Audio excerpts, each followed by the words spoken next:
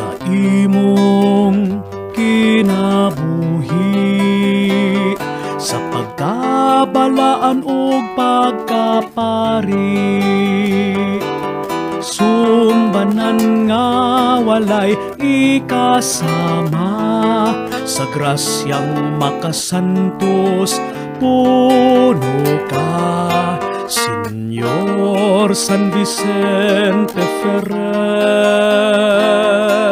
Ikaw larawan sa among pagtuo, sa santos nga misa ug pagsimba, sa kahalanggon sa Dios nga buhi.